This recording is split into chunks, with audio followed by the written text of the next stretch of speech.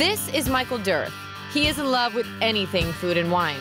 It just has that wonderful dry finish with that natural exotic spice. Trained sommelier, award-winning restaurateur, father of 2, and a New Zealand resident for over 15 years, this man lives and breathes wine and food. Too much, in my opinion. And this is Sierra Reed. She's in love with anything that comes in a glass. Let's see if we could do it in one sip.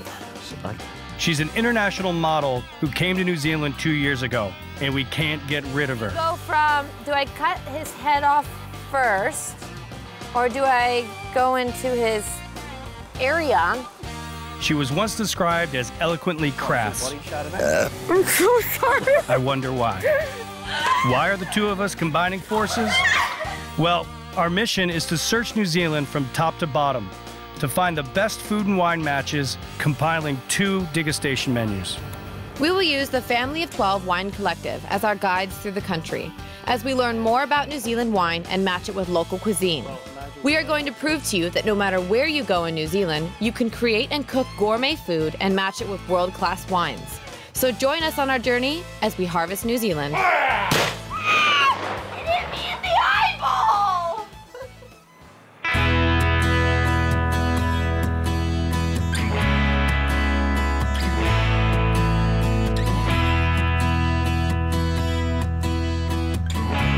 Nelson is New Zealand's 8th largest wine region, and it's an area of artists, artisans, and very stylish wines. Nelson enjoys the most sunshine hours in New Zealand. The conditions are highly suited for Chardonnay, Riesling, Pinot Noir, and Sauvignon Blanc. Viticulture occupies scattered pockets with a range of horticultural activities on the alluvial soils of the Waimea Plains. Neudorf have been early pioneers of New Zealand wine, and especially in this region, with a staggering 30-year history. We planted the grapes 1978. That's amazing. I know, there wasn't a wine industry in the South Island. Tim dug every hole and I planted every vine. Wow. I know. I couldn't do it now. Over the years, you've tried quite a few different varieties. Which ones did you discover work best for this region? It's a long exercise because you plant them, you harvest them, you make wine. You've got to do that 3 or 4 times before you start thinking about whether this is the right one for your soil or your climate. And because we were so early in the industry, there wasn't a lot of people to look to. But the South Island is basically too cool for Cabernet Sauvignon, too cool for Merlot, too cool for Syrah. So we looked at a lot of varieties. Tim had experimental blocks everywhere, but we've ended up with the classics. And it's like, you know, it's like classic French food. It's the classics for a good reason. They work for a reason. They work. Yeah. Moutry Chardonnay is probably our signature wine. Moutry Chardonnay, Moutry Pinot Noir. So we also make a Nelson one, which is the next level down. But the Moutry block is all Mendoza, right just behind us here. And you'll see big old vines. They've got lovely big trunks. They were the first grapes we planted. And this particular block of land and this particular climate produces Chardonnay that isn't a big oaky blokey number. It's quite fine, it's quite French, and stylistically it was probably a little bit ahead of its time, I think. But now that style is very much more sought after because it's so good with food. It's such Chardonnay. I mean, classic wine varieties will still be classic wine varieties. It's like anything, isn't it? Stick with the classics. Yeah. Exactly. Yeah, that's Great. right. And we love Chardonnay, and we love fishing. We do a lot of fishing. Not always successfully. In fact, we're pretty rotten fishermen. It was hunter-gatherer time again for Sierra, who was left with the job of providing fish for Michael Durth's wine match today. Tim and his daughter Rosie picked me up in Mapua, and we were on our way. Good thing about bonito, apart from the fact that it smells like all hell, is that it stays on. That's good. Usually So my it's good. fish like biting it all off and then Well, that's right. I mean, the fact is we never catch anything anyway, but at the very least we don't have to keep on baiting up. That's not what I was saying. Any action there, is it? He's been biting. Oh, yes. A little bit of stuff happening See? there. Told you it wasn't the weight. You just think I'm city stuffed shirt, huh? City slickers go fishing. So you guys have a lot of awards and accolades that I was reading about. Well, it's right from the start. What we first found was that Chardonnay was really suited to the area. And so even in those early days when, you know, perhaps I wasn't the greatest winemaker in the world, and perhaps still aren't, we were making some really good Chardonnay because it was suited to the area. And it's suited in a lot of ways. It's suited because you have those sort of warm days, cool nights. You get that. You ripen up quite slowly without getting overripe, and you retain some acidity. So you can get nice, fresh, lifting Chardonnay. And yeah, clay soils gives you that texture and that sort of. So it's a nice. It's nice for that, and we got recognition for that right early on the piece, and it's continued. Oh, there he goes.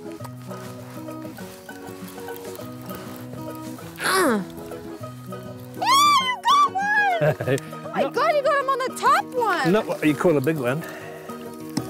Oh, yeah. Oh. Chap. Oh. Thank God I didn't go through his eye. We'll just allow you gently into the water here. Bye, fishy. Here you go.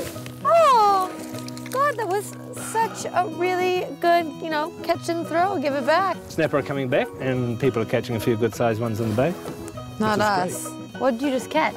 That was just a little turkey. Turkey. Turkey makes great fish and chips, huh? Yeah. So, Tim, we've kind of had a little bit of a failed morning. Conversation was great, but we didn't get any fish, as expected. So, do you have any other options? Well, I guess that's the joy of fishing. We very seldom get fish out here. But it's very nice to sit around and, as you say, chew the fat, perhaps have a cup of tea. But we do have another option. Great. We do have a friend hidden away on the wharf who we may go and visit. Now I know Michael will enjoy me coming home empty-handed. So Tim and I had a plan B, with the Mapua Smokehouse coming in very handy. The show will go on, and Michael will get to put together his seafood pizza after all.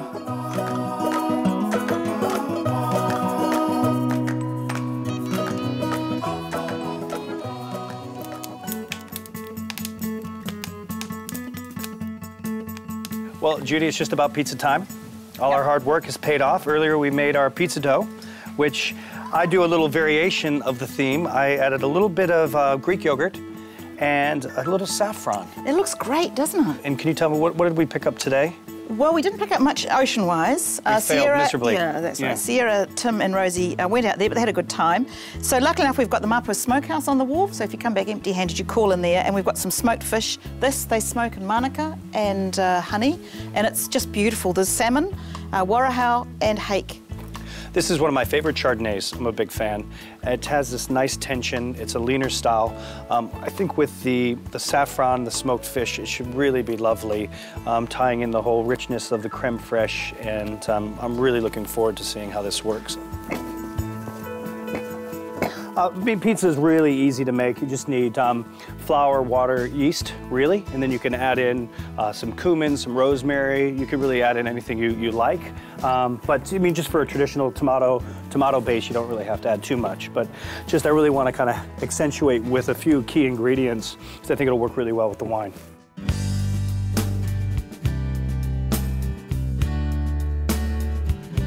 Don't be afraid to get in there and just really use your hands. You want to have a nice, even palate, because this is going to cook really fast in the oven. We're going to put on our key ingredients. It's going to go right in and it's done. Anyone who's done this has so much respect for guys in pizza ovens, pizza parlours, don't they, when they do that thing? Yeah, because it's like, that whole not easy. thing to just like stretch it out. And and they just get it perfectly round. And yeah, how do they do it? I don't know. Time on task. That's genetic.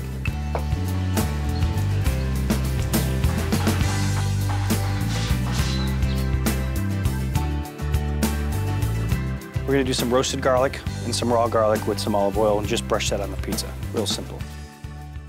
Whilst the chefs work their magic on the pizza, Tim and I snuck off for a wine and a chat about Pinot. Tim, where are we right now? We're in between two clones of Pinot Noir here, one of which has been picked, so you can't see it. That's the old Gamay Beaujolais style upright clone of Pinot Noir. And on the left here, we've got some old 10-bar 5, some of our earliest 10-bar 5. You can see pretty old vines, gnarly old vines. And they're about to be picked probably end of this week. It's probably the first sort of major Pinot Noir that has been grown in New Zealand in terms of that clone. You never make Pinot Noir generally from one clone. They all have their good bits and their bad bits. Anyway, we should probably head along and see if those pizzas are moving along.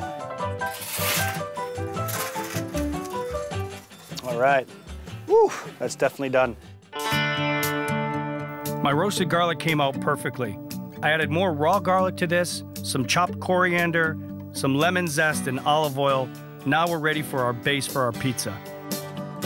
So I'm gonna take this and just put a little spoonful in the center, and we'll just work that around. A little bit of salmon. And are you sort of going to do it like a clock? Yeah, exactly. Just Sure. maybe, yeah, a little bit on each side. Do you want some mussels, just a couple? Yeah, maybe with some mussels in the middle. Mussel peak. Little mussel tower. I'll put the spinach on. I'd like the fact that the fish is already smoked in the creme fraiche, so it's almost a play on a kind of a classic canapé. You would think all the hands-on experience I've had on this trip would turn me into a good winemaker. That and all the wines I've consumed. Rosie and I got our hands dirty and aerated a Pinot Noir vat. Anyone looking for a winemaker out there? I'm available.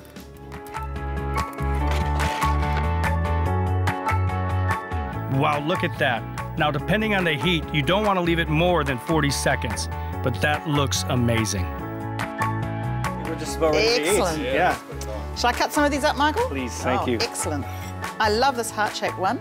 And this one here is South America. That's cool. Yeah, I try to do, it's like, kids in the morning, Yep. when you bake the pancakes, different letters. Absolutely.